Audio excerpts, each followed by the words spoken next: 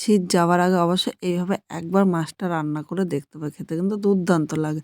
যাদের মুখে অরুচিও চলে এসেছে মাছ খেতে, খেতে তারা কিন্তু একবার এইভাবে রান্না করে দেখতে পারো। মুখে রুচি ফেরত আসবে। তাহলে কিভাবে করলাম চলো দেখে নেওয়া যাক। এখানে আমি ৫ পিস মাছ নিয়েছি। মাছটা তোমরা কম বেশি করে নিয়ে নিতে পারো। এরপর এর মধ্যে আমি স্বাদ অনুযায়ী লবণ নিয়ে নিলাম। এর সাথে আমি ছোট চামচের ১ চামচ হলুদ নিয়ে নিলাম। এখন হলুদ ও লবণটা এই মাছের সাথে ভালো করে মাখিয়ে নিতে হবে। এই মাছটা কিন্তু ১ম এ আমি বলতে ভুলে গেছি, সামান্য একটু গরম জল দিয়ে ধুয়ে নিয়েছি। আর একটু গরম জল দিয়ে ধুয়ে নিলে কিন্তু এর যে একটা আষ্টে গন্ধ থাকে সেই গন্ধটা কিন্তু খুব সহজেই চলে যায়।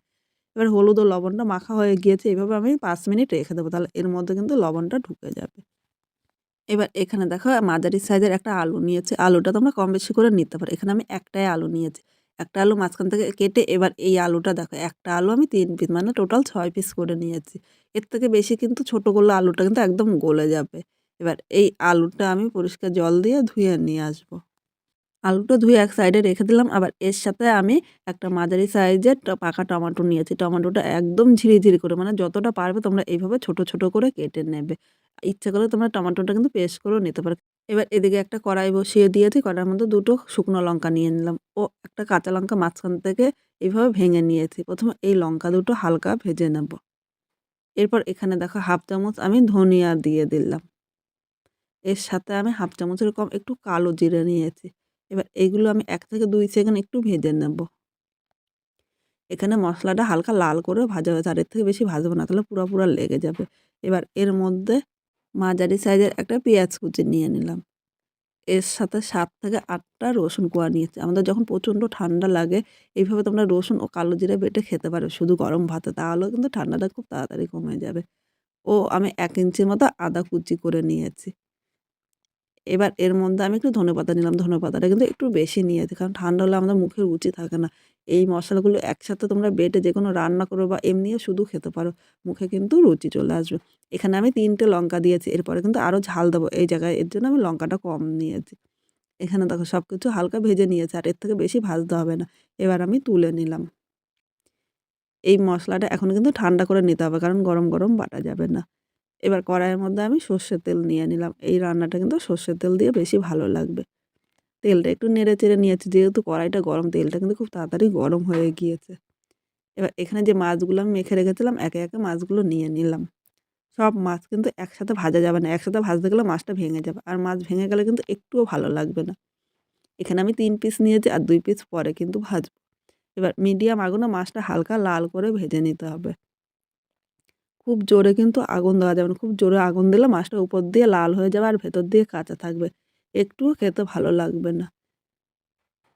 বন্ধুরা এখানে ২ থেকে ৩ মিনিট মাছটা আমি হালকা লাল করে ভেজে নিয়েছি। দেখো এবার মাছটা উল্টিয়ে নিলাম।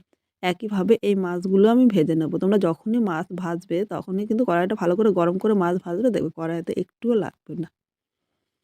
এখানে দেখো মাছটা লাল করে ভেজে নিয়েছি। আর এরকমই কিন্তু লাল করে মাছটা ভেজে নিতে হবে। এবার মাছগুলো আমি তুলে নিলাম।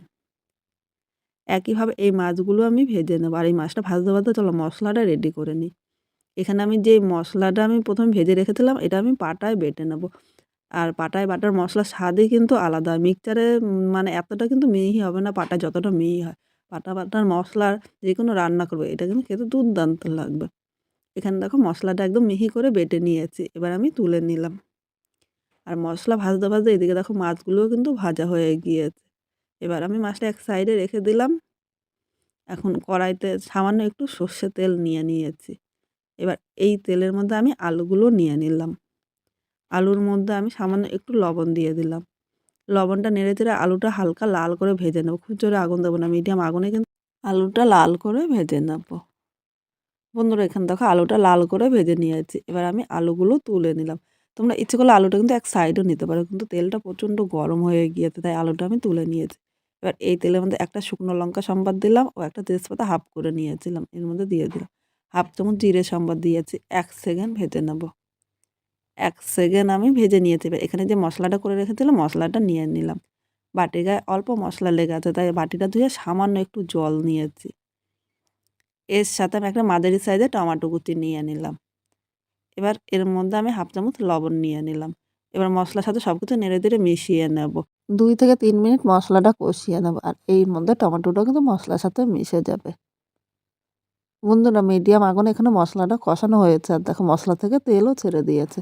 এবার সামান্য একটু জল দিয়ে দিলাম, কারণ জল না দিলে নিচে দিয়ে কিন্তু ধরে যেতে পারে, আর নিচে দিয়ে ধরে গেলে খেতে কিন্তু একদম ভালো লাগবে না। এবার এর মধ্যে একে একে আমি গুঁড়ো মশলাগুলো নিয়ে নেব। ১ চামচ লঙ্কার গুঁড়ো নিয়েছি, তোমরা ঝাল যেরকম খাবে সেই হিসাবেই কিন্তু লঙ্কার গুঁড়োটা নিয়ে নেবে। স্বাদ অনুযায়ী লবণ নিলাম, মানে বড় চামচের 1/2 চামচ লবণ, পুরো রান্নার লবণটা কিন্তু এখন আমি নিয়ে নিয়েছি। ও ছোট চামচের 1/2 চামচ আমি হলুদ নিয়ে নিয়েছি। 1/2 চামচ জিরের গুঁড়ো নিয়েছি। আর এখানে যেহেতু ধনেটা আমি ভেজে দিয়েছি তাই আলাদা করে ধনের গুঁড়ো নিলাম না। এবার সব মশলাগুলো নেড়েচেড়ে মিশিয়ে আরও 2 থেকে 3 মিনিট এইভাবে কষিয়ে নেব। এইভাবে অল্প, অল্প মশলা দিয়ে মশলা কষালে মশলা কষানো যত সুন্দর হবে এটা খেতে কিন্তু ততটাই ভালো লাগবে। এবার এর মধ্যে আমি টক দই নিয়ে নিলাম। তোমরা যখনই টক দইটা দেবে, টক দইটা কিন্তু ফ্রিজ থেকে বের করলে অন্তত রান্নার ১ ঘন্টা আগে বের করে রাখবে। নাহলে ফ্রিজ থেকে বের করে সাথে, সাথে দিলে টক দইটা কিন্তু কেটে যাবে। টক দইটা ভালো করে ফেটিয়ে এর মধ্যে নিয়ে নিয়েছি। এখন এর সাথে আমি আর ১ থেকে ২ মিনিট কষিয়ে নেব। কারণ টক দইটা দিয়ে খুব বেশি কিন্তু কষানো যাবে না। এই ১ থেকে ২ মিনিট কষালে এর থেকে কিন্তু তেলটা ছেড়ে দেবে। বন্ধুরা এখানে মশলাটা কষানো হয়েছে আর দেখো মশলার থেকে কিন্তু তেলও ছেড়ে দিয়েছে আর মশলার সুন্দর একটা কালার এসেছে। এবার এখানে যে আমি আলুগুলো ভেজে রেখেছিলাম আলুগুলো নিয়ে নিলাম। আলুর সাথে নেড়ে-চেড়ে মিশিয়ে আর ১ থেকে ২ মিনিট কষিয়ে নেব। দেখো এর মধ্যে কিন্তু আলুটাও সেদ্ধ হয়ে যাবে। এখানে মশলাটা দেখো কষানো হয়ে গিয়েছে। এবার এর মধ্যে আমি গরম জল নিয়ে নিলাম। যেকোনো রান্না করতে গেলে অবশ্যই তোমরা চেষ্টা করবে একটু গরম জল নিতে। গরম জল নিলে জলটা তাড়াতাড়ি ফুটবে আর ঝোলটাও খেতে ভালো লাগবে। ঠান্ডা জল নিলে আলুটা কিন্তু শক্ত থাকবে, তখন খেতে ভালো লাগবে না। এখানে কিন্তু খুব বেশি আমি ঝোল দেবো না, তাই আমি অল্প জল নিয়েছি। তোমরা যেরকম ঝোল রাখবে সেই হিসাবে কিন্তু জলটা নিয়ে নেবে। সবকিছু নেড়েচেড়ে মিশিয়ে নিয়েছি। এখন ঝোলটা ভালো করে ফুটিয়ে নিতে হবে। বন্ধুরা এখানে ঝোলটা ভালো করে ফুটে উঠেছে। এর মধ্যে মাছ নিয়ে নিলাম। তোমরা যখনই মাছটা দেবে আগে কিন্তু ঝোলটা ভালো করে ফুটিয়ে নেবে। নাহলে যদি আগে মাছটা দিয়ে দাও ঝোল ফুটানোর আগে, তাহলে মাছটা কিন্তু খেতে ভালো লাগবে না আর পানসে লাগবে। ঝোল ফুটানোর পর মাছটা নিয়ে নিয়েছি। এবার এর ঝোলের সাথে আমি নেড়েচেড়ে মিশিয়ে নিলাম। এখন ২ থেকে ৩ মিনিট এভাবে মিডিয়াম আগুনে আমি রান্না করে নেবো। তাহলে মাছের মধ্যে কিন্তু ঝোলটা ঢুকবে আর এই মাছটাও খেতে ভালো লাগবে। এখন কিন্তু হঠাৎ করে আমাদের প্রায় সময় সর্দি, কাশি, জ্বর হয়েই থাকে। তখন কিন্তু কোনো কিছুই খেতে ভালো লাগে না। একবার এইভাবে মাছের ঝোল রান্না করে দেখতে পারো। খেতে কিন্তু দুর্দান্ত লাগবে।